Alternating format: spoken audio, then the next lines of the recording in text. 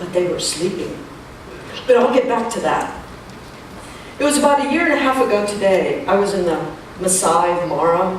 That's the land of the Maasai. You know the Maasai, the very tall, very slender, very handsome people who walk 10, 20 miles a day tending to their cattle armed only with a stick. I mean, if you're a cow walking through lions and leopards and hyenas, you want to have a Maasai next to you. These people are fierce. So I got there late. I checked into my hotel. It's not really a hotel, actually. It was this magnificent place, but it was in a tent. The best thing about this was you could take the side of the tent and roll it up.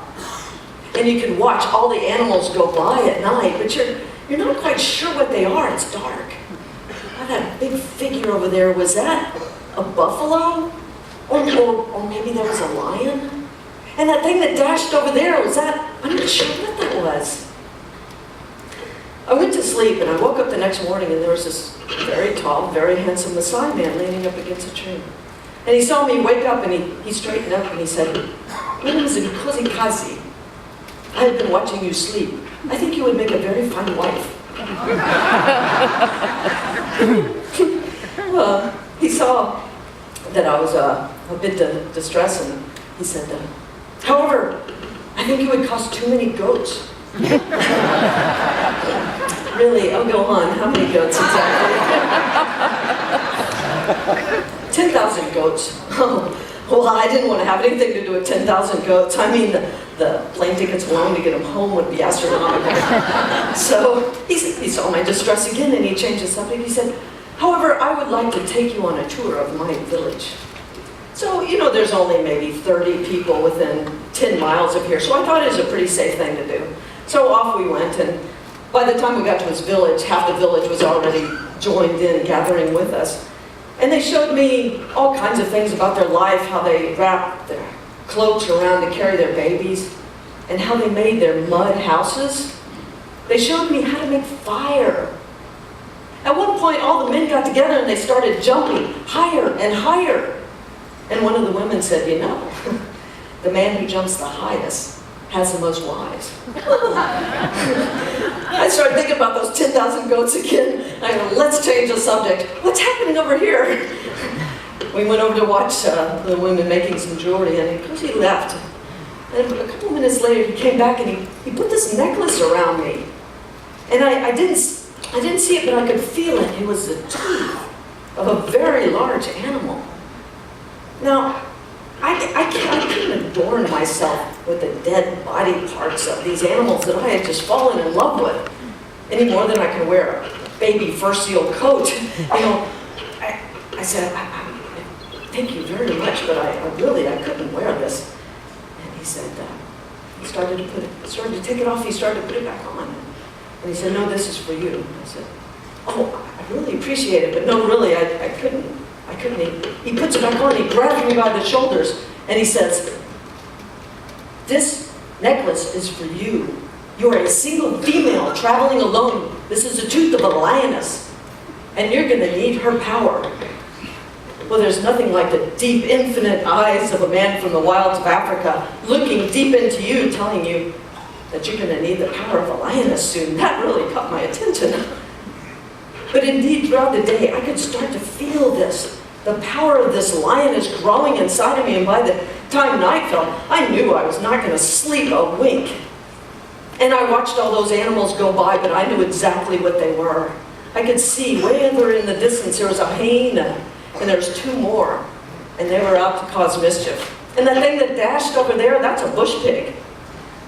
And way off in the distance, I saw that elegant frame of a beautiful giraffe walking in the moonlight.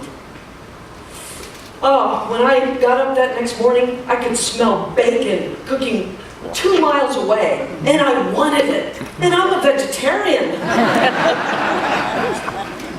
Well, later that day, I had to fly to the Serengeti, and they hired a taxi for me. He showed up. Very tall, handsome, gorgeous Maasai man, just like every one of them. And very nice guy. Hopped in the car, we had a great drive, 30 minutes or so, and we finally started to get to the little town where the airport was, and I saw the the sign that said airport that way. But he went that way. And I said, hey, the airport's that way. And he says, oh, I'm sorry. And he turns and he goes that way. And he went a little bit farther. The sign said airport that way. And he went that way. And I said, the airport's that way. And he said, oh, I'm sorry. But just like any cat could tell, something changed in that taxi. I could tell he was starting to sweat. And he cracked the window open a little bit. And we got within 2 blocks of the airport. He brought the car to a screeching halt. He put on the brakes. He locked the doors. And he turns around at me and says, I want your money and your passport. And I stroked that tooth and I said, I don't think so. And he got louder and he says, I want your money and your passport. And I said, I don't think so. And he grabs his cell phone and he calls who was sure to be his partner in crime, speaking rapid Swahili and waving his hands. And I chose my moment and I snatched it out of his hands. And I shoved that cell phone out the crack of that window. He unlocked the doors and ran for the cell phone, and I ran the other way. A cat always knows when to run and when to stay and fight. Well, I made it to the Serengeti, and I got my driver and I said, let's go somewhere where nobody else is. I want to go sit with the cats, the big cats. And we drove down the tiny little road for miles. It's beautiful Serengeti out there. And we finally came upon this huge tree, and underneath this tree were 2 very large, very powerful, but sleeping lions. And I sat with them, and when they breathed, I would breathe. And when they would pick their head up, I would pick my head up, and I could see the wind blowing through their beautiful manes, and I could feel it blowing through my hair. And then they would plop their heads back down like cats will do. And an hour later, they would wake up and they would sniff what's going on in the Serengeti. It's like their version of Facebook. And I could smell it too. Over there was a leopard that had killed a gazelle and was dragging it up a tree.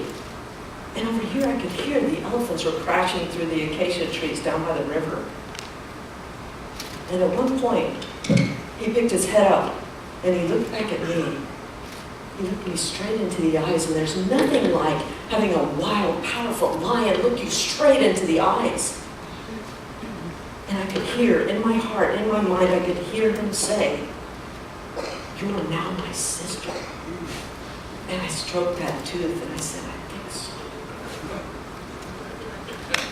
so.